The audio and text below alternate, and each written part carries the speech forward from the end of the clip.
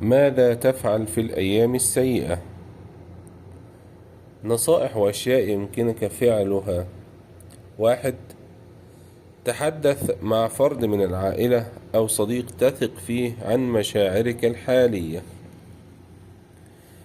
2. سجل كل شيء تعتبره مزعجا بالنسبة لك، وابدأ بتحليل كل شيء. هل تستطيع حله أم لا؟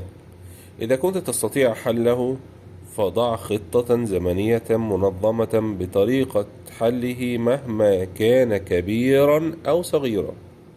أما إذا كنت لا تستطيع حله أو تفويض شخص آخر فلا تحمل قلبك أكثر من استطاعته.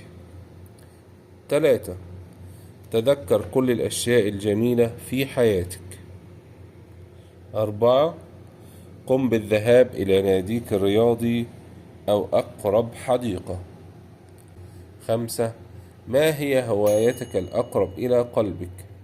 اشغل نفسك ووقتك بها. 6. إن أفضل طريقة لإسعاد أنفسنا هو أن نسعد شخصا آخر معنا.